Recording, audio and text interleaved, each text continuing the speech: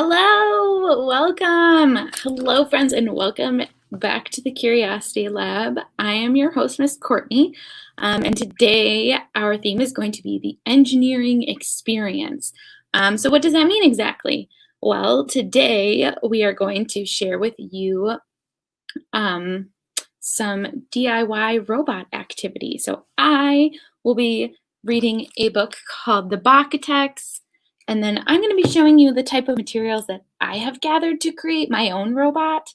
And then I'll make one with you. So I'm just going to give you kind of inspiration for what you can use at home with the recycled materials you have, the craft supplies you might have, and all of that fun stuff. But just a reminder that KDL is doing tons and tons of online programming, from online story times. There's been some like plant ones for adults. There's book talks for teens. There's book clubs for my friends that might be watching right now through Zoom. There's tons of stuff. If you go to our website, kdl.org/events, you will see all of the events and all of the information that you need, whether you need to register like you do for the book clubs, or whether you just need to tune in like you are right now. So we are going to create our own bot sidekick. And the materials you're going to need are pretty simple. And I'll go over that in a minute. But I found this book the other day when I was looking for books for my story time, which my story time is Thursdays at 1 p.m. So if you tune into that, I will see you there. But I thought this book was really good for what we're doing today. So it's called The Architects, and it's by Kim Smith. And it's read with permission from Houghton Mifflin Harcourt. So shout out to Houghton Mifflin for letting us read their books during the pandemic. So Meg was a architect. She loved to make things out of boxes. So she's carrying lots of boxes. I wonder what she'll make. She loved making tiny houses, tall towers, and twisty tunnels. And she made marvelous things no one had ever seen before. Meg was proud of her work. She could make boxes into anything. Meg's mother was proud too. She thought Meg was brilliant and creative. So Meg's mother sent Meg to Maker School, where she could be even more brilliant and creative. At Maker School, there were blanketeers, spaghetti techs, tinfoilers, and egg cartoniers. There was almost any kind of maker you could imagine, but Meg was the class's first boxitect, and that made her feel special. At school, Meg learned all about architecture. She learned how to make her structures useful, strong, and beautiful. Meg loved everything about Maker School until Simone showed up. Like Meg, Simone was new. She was also brilliant and creative. Worst of all, though, Simone was a architect too. And she was already making things Meg had never dreamed of. Look, she made an airplane. In class, Simone would point out ways Meg could make her constructions a little straighter, more wind-resistant, and less boring. So Meg told Simone she should build things that were less bumpy, sturdier, and much prettier. On the last day of school, the class's annual maker match was held to see who could make the most amazing thing. There was just one rule. You had to work as a team. But Meg didn't want to work with anyone, and neither did Simone. The blanketeers built with blankets and pillows, the spaghetti techs built with pasta and glue, and the bakeologists built with cake and frosting. But the architects were not building at all. I want to be a bakeologist, because then you could eat it. They were arguing. I want to make a treehouse, Meg said. No, I want to make a ship, Simone insisted. Meg drew a line down the middle of a very large box. I'll take this half, and you can have the other half. Fine, said Simone. Soon Meg noticed that her treehouse wasn't as large as Simone's ship, so she made her side taller and more impressive. When Simone noticed that Meg's treehouse was taller than her ship, she made her side higher and more extraordinary. Slowly, Meg and Simone's creation grew bigger and bigger. They both built and built until there wasn't a single box left, and at last, they finished. Do you see what they made? It looks like they made two very separate things. They did not work as a team. "What is it?" asked a classmate. "I've never seen anything like it," said another. "The teacher said it looks like it might." You think might happen? Oh, there's a fly. Achoo! And crash! Oh no! "Your side was too wobbly," shouted Meg. "Your side was too heavy," cried Simone. "Oh dear," said the judge. The maker match was not over yet, but most of Meg and Simone's work was ruined. There were only a few parts left that could be saved. "If we combine my treehouse with your ship," Meg started, "we might be able to make one thing," finished Simone. The Bacatechs decided to call a truce so they could finish the match.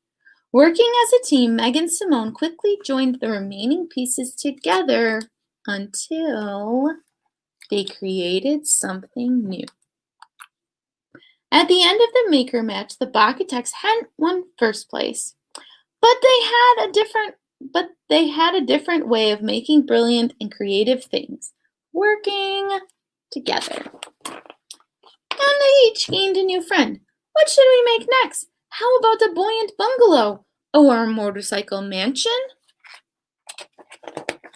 And then at the back, it has lots of things that you can do with boxes. So, friends, we are going to make a robot together. Now, my robot is going to be a decorative robot only. They are not going to move, but if you have things that you can make wheels out of and you have like a battery pack, go ahead, go crazy. The only limits are your imagination and the things that your mom says you can use, because there may be some things that she says you can't use. But you can always check out some books on robots. It's robots in space, robotics, some more robots, and of course you can model your robots after your favorite droids, like BB-8 and those friends. So, what I have, and I'm going to share with you, I have some red cups you can use. You can use old cereal boxes. You can use paper towel tubes. I've got pipe cleaners. And then I have just a hodgepodge of things. I've got googly eyes, some cotton puffs, some buttons, craft sticks, egg carton. You never know.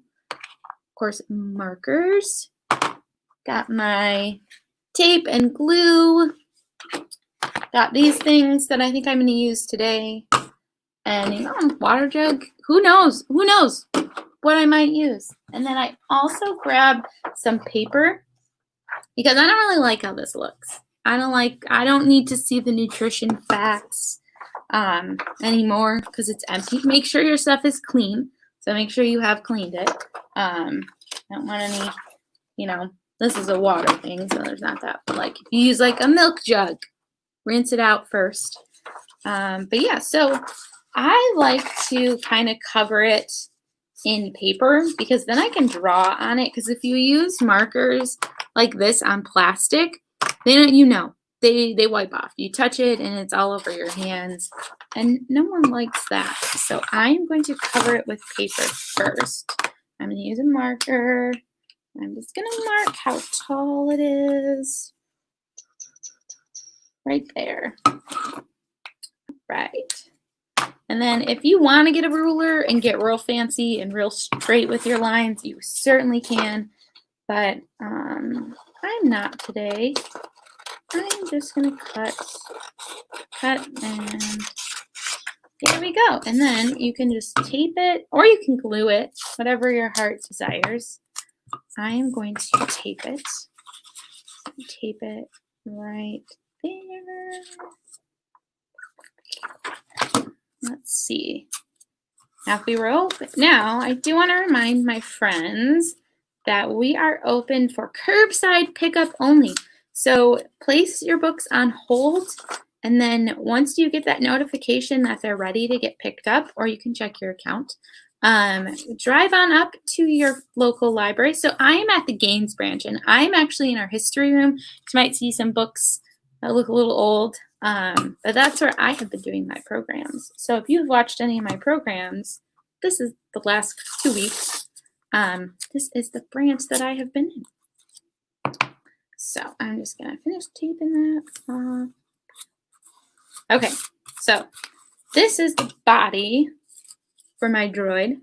Now, what should I give him some feet? What if I want to give him some buttons for feet, maybe? Let's do, now Miss Courtnei did not have a plan for this. Should we do these like feet like that? Yeah, I don't know how I'm gonna glue these on. Maybe I want to do it this way. Yeah. So I have tacky glue and just like Elmer's glue. So the tacky glue will probably work best for on the plastic things, but gluing onto the paper, you should be fine to just use Elmer's glue if you have Elmer's glue at home. Or if you have a parent that's helping you, hot glue would probably work the best. But only if you have a parent helping you. Okay. So I gave my guy little feet. It's kind of like a wobbling droid. Should I give him arms? What should I use for arms? How about the pipe cleaners?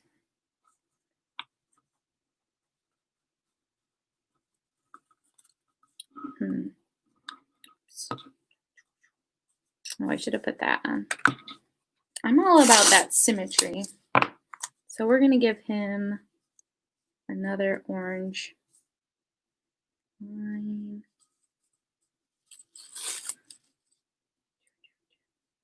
Super exciting times, friends. I thank anyone who is still watching while I work on this. So that should dry if I set him like that. Let's give him purple arms. Make him a colorful robot, you know? So I want my arms, because if I just did this, they're not going to stay very well, you know? They're kind of short. I want to have short arms. So we're going to make this longer. A little bit. Twist, twist, twist.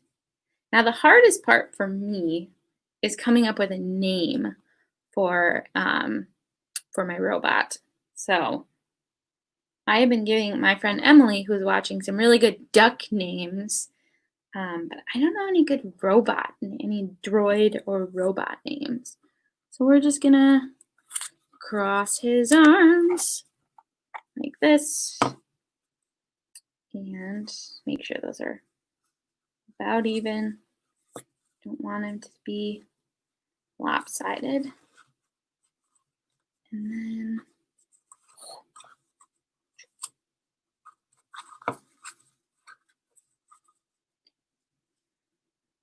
now I might not like this. I might change my mind. Do we like this? No, we don't like that. What else could I use for arms? I could use a craft stick. I could use the craft stick. That looks a little more droid-like anyways. I'm going to use tape because I don't think the craft glue is gonna hold it like that.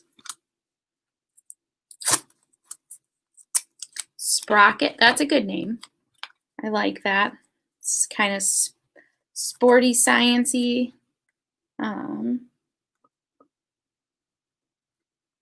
Okay. All right. I'm just they're not exactly even. Okay. So there's his arms. Now, should we give them some hair? Because it's not a person, but, you know, why not? Why not, friends? You can do whatever you want. There are no rules in this bot making program. So I'm just going to put some glue all over the top of this. And we're just going to get a little, you know,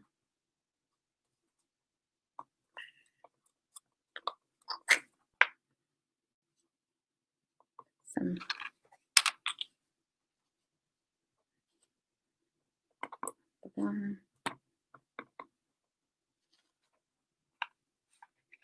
tacky glue is like really sticky. There we go. Can't really see.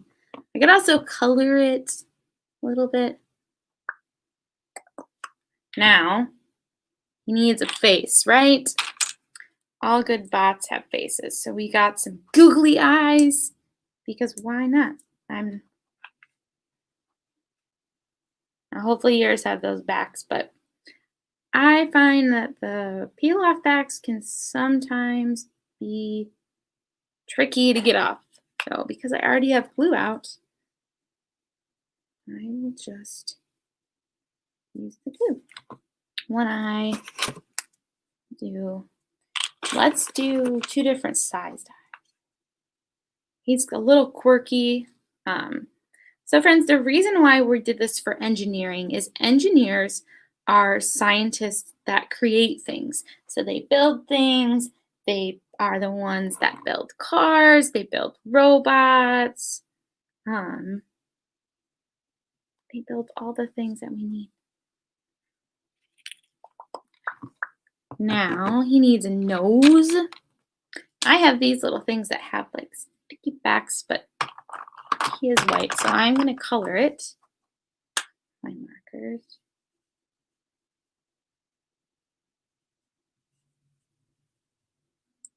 There we go. Give him a good turquoise nose.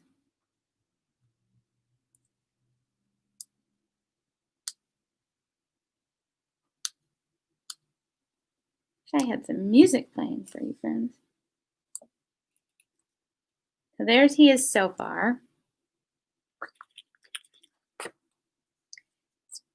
Feet might take a little bit to stay, but for a mouth, he needs a mouth. What should I use for the mouth? I guess I could use, no, I don't know what I want to use for the mouth, but I also have these things. He needs some, does he need a button? Should he have a button on his belly? I think so.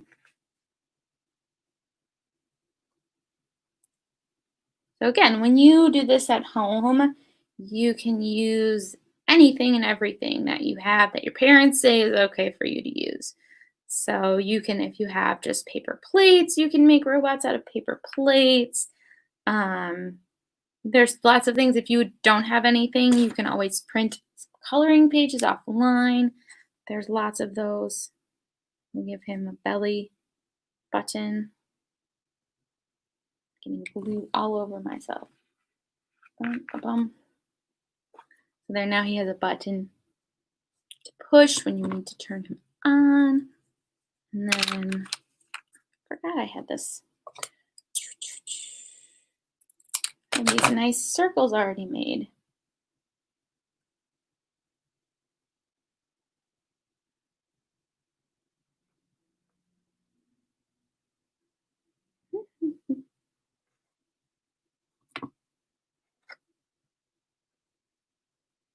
Ta-da! We are going to name him, oh, his feet are falling off. Oh no. We're going to name him Sammy Sprocket. So this is my robot. Again, friends, you can use whatever you have at home. If you do make a robot yourself, please put it in the comments, put a picture in the comments, or you can tag us on Instagram.